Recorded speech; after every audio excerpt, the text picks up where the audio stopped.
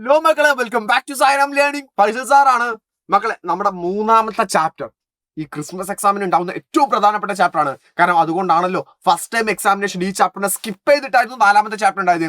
അതുകൊണ്ട് മൂന്നാമത്തെ ചാപ്റ്ററിന് എക്സാമിന് കൺഫേം ആയിട്ട് ഇമ്പോർട്ടന്റ് ആയിട്ട് ഒരുപാട് ക്വസ്റ്റ്യൻസുകൾ ഉണ്ടായിരിക്കും. ഈ ഒരുപാട് ക്വസ്റ്റ്യൻസിൽ ഏറ്റവും കൂടുതൽ പ്രതീക്ഷിക്കാവുന്ന എസ് എ ക്വസ്റ്റ്യൻ വരാൻ സാധ്യതയുണ്ട്. സോ അതുകൊണ്ട് തന്നെ അവിടുന്ന് വരെ എസ് എ ക്വസ്റ്റ്യൻ വരികയാണെങ്കിൽ ഏറ്റവും ഷോർട്ട് ആക്കിയിട്ട് ഈ ചാപ്റ്റർ ഞാൻ നിങ്ങൾക്ക് അങ്ങ് ഡിസ്ക്രൈബ് ചെയ്ത് തന്നാൽ മക്കളെ, യെസ്, അതാണ് നമ്മുടെ ചാപ്റ്റർ എന്ന് പറയുന്നത്. മഴക്കാടുകളിൽ നിന്നും മഞ്ഞുരുക്കാത്ത നാട്ടിലേക്ക് എന്ന് പറയുന്ന from the rainy forest to the land of frost എന്ന് പറയുന്ന ചാപ്റ്റർ അല്ലെ. ഈ ചാപ്റ്ററിൽ ആകെ രണ്ട് സ്ഥലത്തെ കുറിച്ച് പറയുന്നുള്ളൂ. ഒന്ന് ടെൻഡ്ര റീജിയനെ കുറിച്ചും, മഞ്ഞു മൂടി കിടക്കുന്ന ഐസിൽ മെൽറ്റായിട്ട് കിടക്കുന്ന ടെൻഡ്ര റീജിയനെ കുറിച്ചും, അതുപോലെ തന്നെ ചൂട് കൊണ്ട് കഷ്ടപ്പെടുന്ന ഭൂമധ്യരേഖ പ്രദേശം അഥവാ ഇക്വറ്റോറിയൽ ഏരിയയെ കുറിച്ചുകൂടെ പഠിക്കുന്നത്. ഇവിടെ മേ ബി ക്വസ്റ്റ്യൻ ചോദിക്കാൻ സാധ്യം ഒന്നുകിൽ ഇവ തമ്മിലുള്ള കമ്പാരിസൺ, ഇക്വറ്റോറിയൽ ഏരിയയും അതുപോലെ തന്നെ എന്താണ് ടെൻഡ്ര റീജിയനും തമ്മിലുള്ള കമ്പാരിസൺ, അവ തമ്മിലുള്ള വ്യത്യാസം എന്താണെന്ന് ക്വസ്റ്റ്യൻ ചോദിക്കാം. ഒന്നെങ്കിൽ അല്ല എങ്കിൽ ചോദ്യം ചോദിക്കാം ഏതെങ്കിലും ഒരു ഏരിയയുടെ പ്രത്യേക ഫീച്ചേഴ്സുകൾ എഴുതാൻ വേണ്ടി നമ്മളോട് ചോദിക്കാം. അതും അല്ലെങ്കിൽ നിങ്ങൾക്ക് ക്വസ്റ്റ്യൻ ചോദിക്കാൻ സാധ്യതയുള്ള ഒരു ഭാഗം എന്ന് പറയുന്നത് ഏതെങ്കിലും ഒരു 3-4 ഹിന്റുകൾ തരും. എന്നിട്ട് നിങ്ങളോട് എന്ത് പറയും, അതിന്റെ ഡീറ്റെയിൽ രണ്ട് സ്ഥലത്തെയും കമ്പാരിസൺ എഴുതാൻ. അപ്പൊ രണ്ടിന്റെയും ഒരു ചെറിയ ഷോർട്ട് ആയിട്ടുള്ള ഡീറ്റെയിൽ നമ്മൾ നിർബന്ധമായിട്ട് പഠിക്കണമെന്നാണ് ഞാൻ പറഞ്ഞു വന്നത്. നമുക്ക് ആദ്യം തന്നെ നോക്കാം. ഇക്വറ്റോറിയൽ റീജിയൻ അഥവാ ഭൂമധ്യരേഖ കാലാവസ്ഥയെ കുറിച്ച് നമ്മൾ പഠിക്കുകയാണെങ്കിൽ it is one of the silent features of equatorial climate is temperature remains more than less same through out the year. അഥവാ ഭൂമധ്യരേഖ പ്രദേശത്തുണ്ടല്ലോ വർഷം മുഴുവൻ ഏകദേശം ഒരേ കാലാവസ്ഥയായിരിക്കും, മുഴുവൻ ഒരേ താപനില, സെയിം ടെമ്പറേച്ചർ ആയിരിക്കും വർഷം മുഴുവനും ഉണ്ടായിരിക്കും. ഒന്നാമത്തെ ഫീച്ചറാണ് വർഷം മുഴുവൻ എന്ന് വെച്ചാൽ വല്ലാതെ ചൂട് കൂടുകയോ വല്ലാതെ ചൂട് കുറയുകയോ ഉണ്ടായിരിക്കില്ല. രണ്ടാമത്തെ കാര്യം എന്ന് പറയുന്നത് in the equatorial region there is no significant variation in the annual or diurnal range of temperature. Annual എന്ന് പറയുമ്പോൾ വർഷത്തിൽ, ഡ്യൂണൽ എന്ന് പറഞ്ഞാൽ ദിവസത്തിൽ എന്ത് ചെയ്യില്ല, വാർഷികമോ ദിവസമോ ആയിട്ട് താപനിലയിൽ വലിയ വ്യത്യാസമൊന്നുമില്ല. നമ്മൾ പറഞ്ഞു ഒരേ ടെമ്പറേച്ചർ ആയിരിക്കും എന്ന് പറഞ്ഞു. അതുപോലെ തന്നെ there is no winter in the equatorial area. Equatorial ഏരിയയിൽ എന്തില്ല, ശീതകാലമില്ല, തണുത്ത കാലം എന്ന് പറയുന്നത് അവർക്ക് സ്വപ്നം കാണാൻ പറ്റില്ല. ചൂടെന്ന് പറഞ്ഞാൽ ഭയങ്കരമായ ചൂടാണ്. Then high rate of insolation received there causes the constantly high temperature.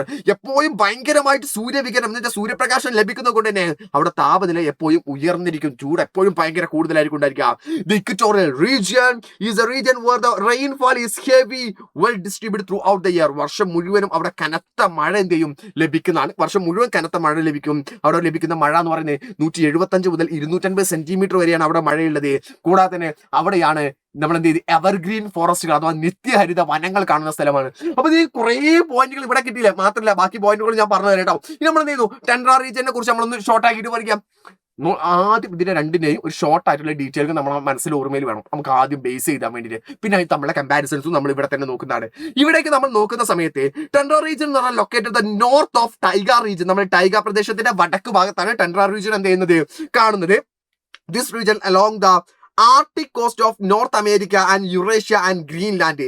ഉത്തര അമേരിക്കയുടെയും യുറേഷ്യയുടെയും ഗ്രീൻലാൻഡിന്റെയും തീരങ്ങളിലായിട്ട് ചെയ്യുന്നുണ്ട്, ഇത് വ്യാപിച്ചിട്ട് കിടക്കുന്നുണ്ട്. The tundra region can be categorised into Arctic tundra and alpine tundra. Tundra region നമുക്ക് എന്തായിട്ട് കാറ്റഗറൈസ് ചെയ്യാം, രണ്ടായിട്ട് തരംതിരിക്കാം. ഒന്ന് ആർട്ടിക് ടെൻഡ്രയും രണ്ടാമത് ആൽപൈൻ ടെൻഡ്ര എന്ന് പറഞ്ഞിട്ട് രണ്ട് രീതിയിൽ എന്ത് ചെയ്യാൻ പറ്റും, അതിന് നമുക്ക് തരംതിരിക്കാൻ പറ്റും. Tundra region climate is also Arctic and polar climate. Tundra റീജിയന്റെ ക്ലൈമറ്റ് എന്ന് പറഞ്ഞാൽ ഒരു ആർട്ടിക് ക്ലൈമറ്റ് എന്ന് വെച്ചാൽ ഭയങ്കരമായിട്ട് ഐസ് ഉണ്ടായിട്ടുള്ള ഒരു ധ്രുവ കാലാവസ്ഥയാണ്, ധ്രുവ പ്രദേശത്തുള്ള കാലാവസ്ഥ ഉണ്ടാവാറുള്ളത്. മാത്രമല്ല the climate of tundra categorise the very low mean annual temperature. വാർഷിക ശരാശരി താപനില വളരെ കുറവാണ്. ഞാൻ പറഞ്ഞു ഭയങ്കര തണുപ്പെന്ന് പറഞ്ഞു, അതുകൊണ്ട് ടെമ്പറേച്ചർ താപനില എന്തായിരിക്കും, വളരെ കുറവായിരിക്കും ഉണ്ടായിരിക്കുക. One of the feature of this region is the periods sunrise up in position in the northern hemisphere. The north pole experience day around the 6 month. ഈ പ്രദേശത്ത് വടക്കൻ അർദ്ധഗോളത്തിലേക്ക് സൂര്യൻ വരുന്ന സമയത്ത് സൂര്യന്റെ അയനം അങ്ങോട്ട് വരുന്നതിന്റെ കാരണത്താൽ തന്നെ എന്ത് ചെയ്യാറുണ്ട്, 6 മാസത്തോളം കണ്ടിന്യൂസ് ആയിട്ട് പകൽ എന്ത് ചെയ്യാറുണ്ട്, അവിടെ അനുഭവപ്പെടാറുണ്ട്. അതുപോലെ തന്നെ ഒരുപാട് കാലഘട്ടം രാത്രിയും അനുഭവപ്പെടാറുണ്ട്. ഇനി ഇതിന്റെ കമ്പാരിസൺ നമ്മൾ നോക്കാം.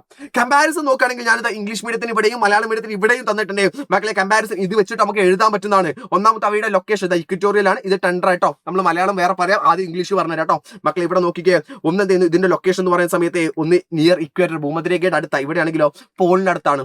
അതുപോലെ തന്നെ ആൾവേസ് ഹോട്ട്, എപ്പോഴും ചൂടാ, ആൾവേസ് കോൾഡ്, എപ്പോഴും തണുപ്പാ.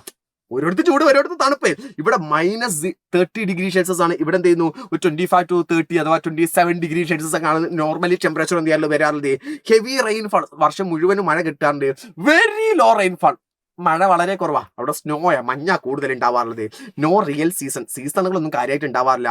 ഹോട്ട് ആൻഡ് എപ്പോൾ വർഷം മുഴുവൻ ഹോട്ട് വെൽ ഇയർ, വർഷം മുഴുവനും ഭയങ്കര ചൂടായിരിക്കും ഉണ്ടായിരിക്കുക. ലോങ് വിന്റർ, തണുപ്പ് കാലം ഭയങ്കര കൂടുതലാണ്. Short and called summer season എന്ന് പറഞ്ഞാൽ ഭയങ്കര കുറവായിരിക്കും ഉണ്ടായിരിക്കാം. Almost 12 hours sunlight every day. എല്ലാ ദിവസവും ഇക്വറ്റോറിയൽ ഏരിയ ഭൂമധ്യരേഖയിലെയും ദിവസം മുഴുവനും 12 മണിക്കൂറായിരിക്കും കിട്ടുക. ഒരു ലിറ്റിൽ സൺലൈറ്റ്, സൂര്യപ്രകാശം കിട്ടുന്നതിന്റെ അളവ് കുറവാണ്. ഇൻ ദ വിന്ററിലെ long days in the summer ആകുമ്പോഴോ പകല് ഭയങ്കരമായിട്ട് ലോങ് ഡേയ്സുകളാണ് അവിടെ വരാറുള്ളത്. അതുപോലെ അവിടുത്തെ ഹ്യൂമിഡിറ്റിയെ നോക്കുകയാണെങ്കിൽ ഹ്യൂമിഡിറ്റി ആണെങ്കിൽ വെരി ഹൈ, ഭയങ്കര കൂടുതലായിരിക്കും ഉണ്ടായിരിക്കുക. കാരണം എന്താണ്, മഴ നന്നായിട്ട് പെയ്യുന്നുണ്ട്. The air feel wet and sticky ആയിരിക്കും ഉണ്ടാവുക. ഇവിടെ എന്താണ് ഹ്യൂമിഡിറ്റി വളരെ കുറവായിരിക്കും ഉണ്ടായിരിക്കുക. വിൻഡ് എപ്പോഴും ഉണ്ടാവാറുണ്ട്. ബട്ട് സ്റ്റോംസ് അവിടെ എന്താണ് നല്ല ചൂട് കാറ്റുകളൊക്കെ അടിക്കാണ്ട്, കോൾഡ് വിൻഡുകൾ ഇപ്പുറത്ത് എന്ത് ചെയ്യാണ്ട് ഉണ്ടാവാണ്ട്. ബിൽസാഡ് എന്ന് പറയുന്ന വിൻഡൊക്കെ ഇവിടെ നമ്മൾ ടെൻട്രാ റീജിയനെ കുറിച്ച് നമ്മൾ പഠിക്കുന്ന കേട്ടോ.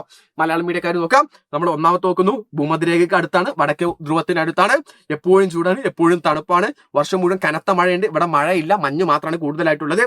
ഋതുക്കളില്ല എന്ന് വെച്ചാൽ വർഷങ്ങളൊന്നുമില്ല, മുഴുവൻ വർഷവും ചൂടായിരിക്കും ഉണ്ടായിരിക്കുക. ഇവിടെ നല്ല തണുത്ത കാലം ഉണ്ടാവാറുള്ളത്.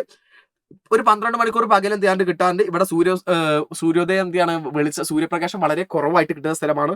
അപ്പോൾ ഈർപ്പം ഭയങ്കര കൂടുതലായിരിക്കും, ഈർപ്പം വളരെ കുറവായിരിക്കും ഉണ്ടായിരിക്കുക. സാധാരണ ശാന്തമായ കാറ്റാണ്. ഇവിടെ എന്ത് ചെയ്യുന്നു, ശക്തിയേറിയ കാറ്റുകൾ എന്ത് ചെയ്യാണ്ട് അടിക്കാറുണ്ട്.